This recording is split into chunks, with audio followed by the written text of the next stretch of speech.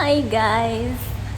Hello and welcome again to our vlog. We haven't been able to post and hindi kami naging active for last month because as a lot of you guys know, our family and friends know na we're very busy with our new home. This is actually my first time to film in our home and marami pang gagawin. Sobrang dami pang gagawin. For today, I just wanted to share with you mga bago naming bibilhin for the house. I can't share yet our house tour, unfortunately, and yung mga journey namin before kasi marami pa akong aayusin for those clips.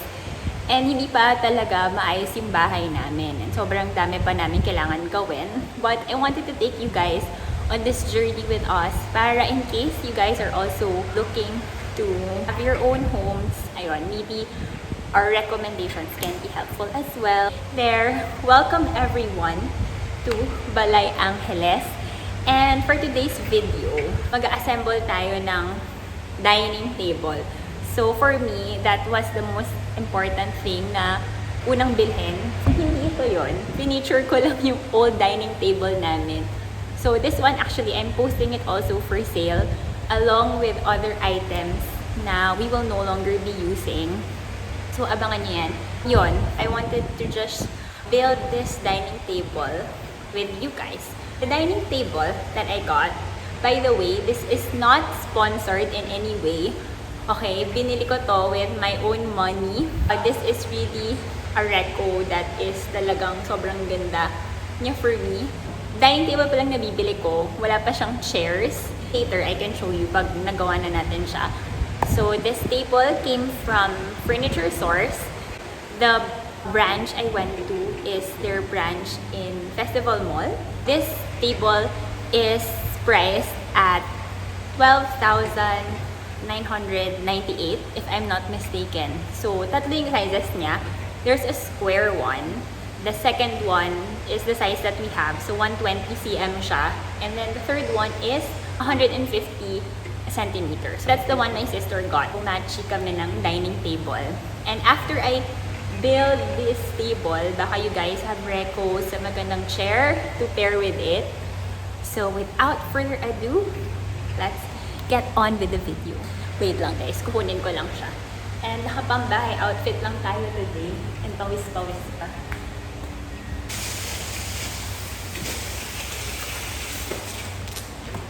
Ayan siya. So it comes in, and let me bring you guys with me to show you better. So it comes in 2 boxes. That's the first one. And sobrang bigat niya. Hindi siya kaya ng normal na tao. Yan yung marble top niya. And this one are the legs. I-unbox natin today. So, meron tayo ito. So, nakuha kaming scissors.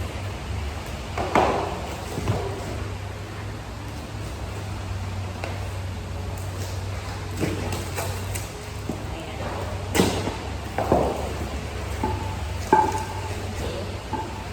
It comes with 4 legs.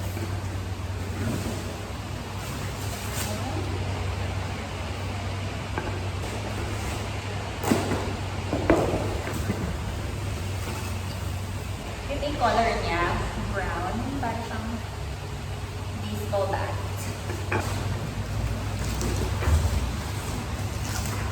And then, we have this very rich frame. Yung frame ng table.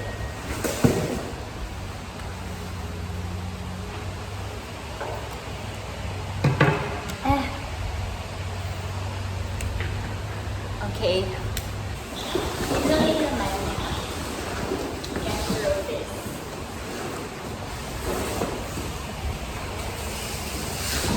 Move lang tayo konti here guys kasi sobrang bigat ng marble. Hindi ko na siya kayang i-move.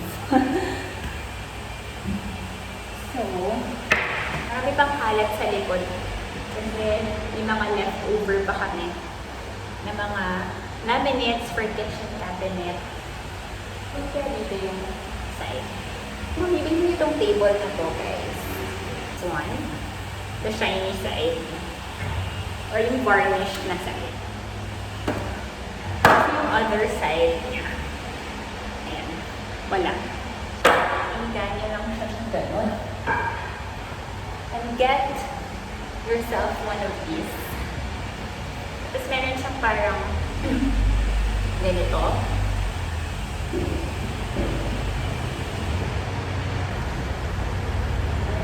Oh wait.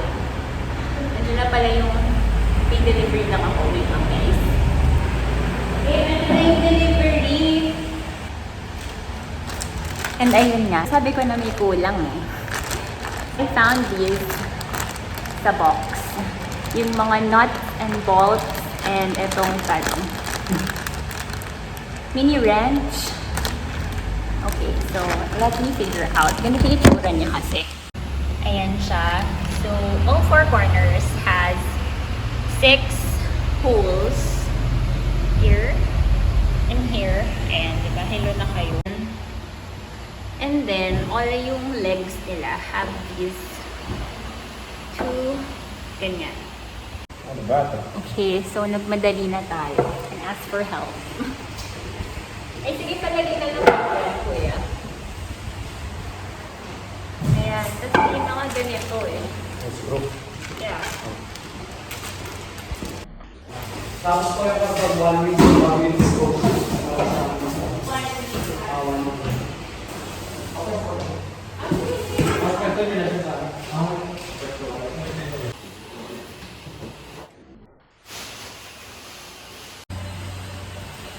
Okay, so we're back.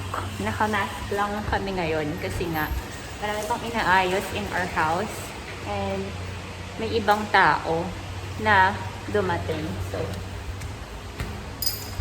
here's my assistant. Turo mo sa kanila kung paano kinakabit. So, ayun, nahulog. I-shut lang natin dito.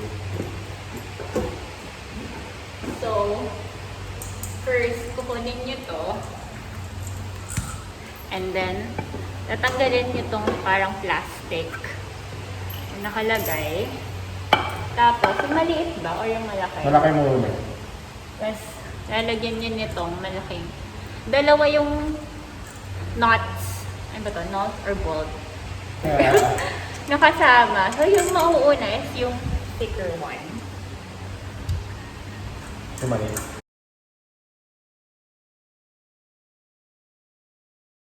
And tada! We're done!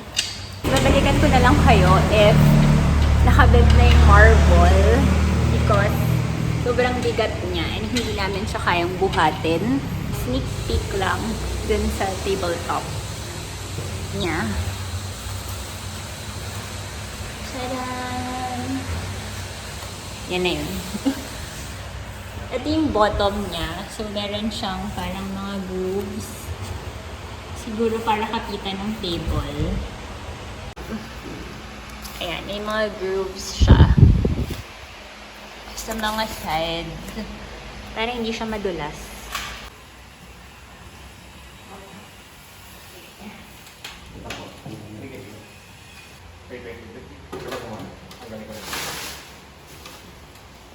Ito na siya, guys. From Furniture Source. Ayan. So, I got the 120. Good work today. Nagawa namin na set up yung table. So happy with our dining table. It looks very durable and it will really last a long time. Okay, so next, I'll be on the hunt for dining chairs. Pero saka na yun, guys. Pag-iipunan ko muna ulit.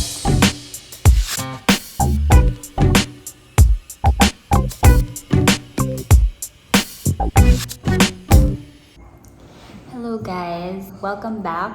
For today, mini haul tayo. Please bear with me kasi this is my first time to do the mini haul. Actually, I've been receiving requests to share some recos since nga we're buying some stuff for our house. So first of all, bago tayo mag-start sa mini haul, I just want to show you again yung dining table na inassemble natin from Furniture Source. This is the 120 cm dining table. Sakto siya for 2 people. Actually, maluwag siya. So, we work here, we eat here. We love it here kasi sobrang ganda ng table. Para siyang cafe. Parang cafe. Tapos yung next niya is 150 cm. Actually, pinag-isipan ko kung 120 or 150 yung kukunin ko. Because yung 150 cm is perfect for 4 people. Tapos kaya pa ng 6 persons. Kaya lang kasi for our house, baka medyo masikip na siya kasi maglalagay pa ako ng high chairs dito sa likod. So this table again is for 12,998 pesos. Very sulit na siya. Table lang siya guys. Wala pang chair. Okay, game na ba? Ayan. Unahin natin guys yung mga plates. Okay, hini-haul lang to from Landmark. So, dalawa yung binili ko. Ito siya. A small plate na may blue leaf. Leaf ba to? Blue leaf design. And this one is just 44 pesos. Sobrang affordable niya.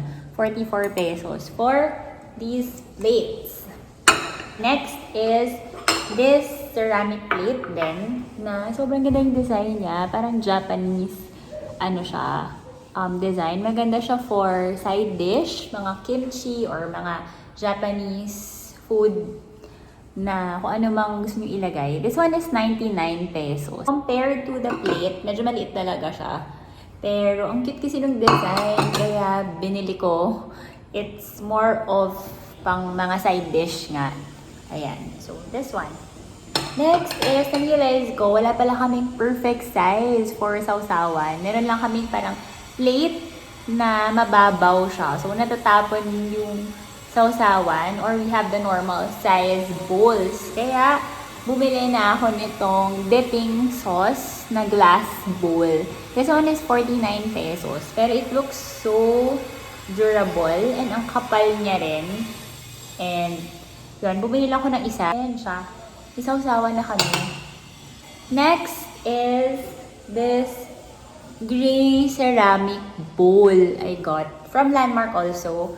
So, ito, matte gray siya. Ayan. Sobrang ganda kasi thick yung sides niya. And mabigat siya, guys. So, para siyang mahal na bowl. Perfect siya for noodles or rice bowl for one person. Or lalagyan siya ng ulam. So, I just think it's the perfect size talaga. So, with this one is 169 pesos lang. Sulit na siya, guys. And sobrang ganda ng color. Ayan. The color and the material is so nice. Ayan. So, binili ko na siya. Ito talaga pinag-isipan ko kasi medyo out of budget na tayo for this one. Kaya, ayun. Isa lang muna din yung binili ko. This one is from Shopee. So, bumili ako ng dalawang placemats. It's nice to use this, lalo if bago yung table nyo para ma-maintain nyo siya, lalo habang kumakain kayo. So, this one is 49 pesos. Dalawa na. Nakita ko rin siya actually sa Landmark. Binibenta nila to for 60 pesos isa. I'll share with you the link sa description box para ma-check out niya rin if you guys want this placemat. Ayan, ganyan siya. Color gray.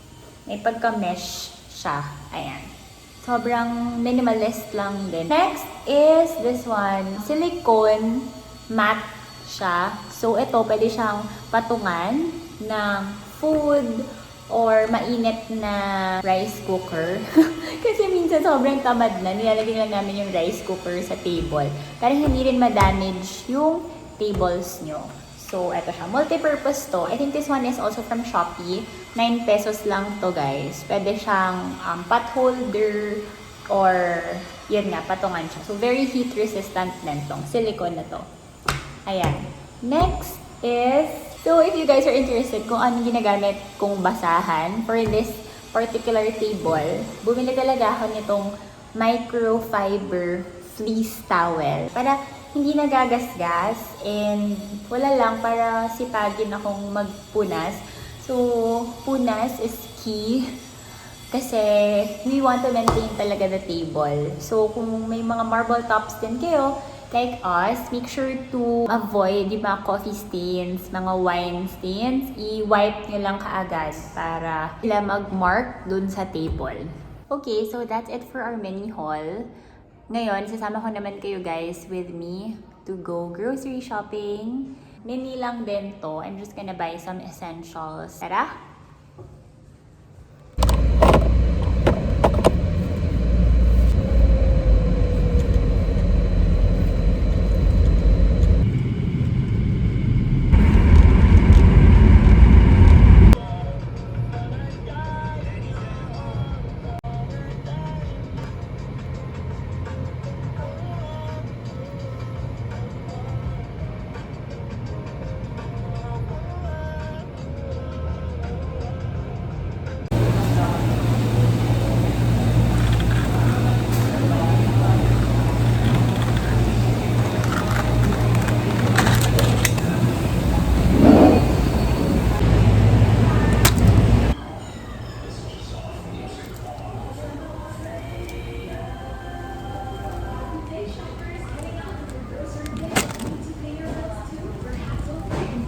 Watermark is now your one-stop shop. Have a great day, shoppers!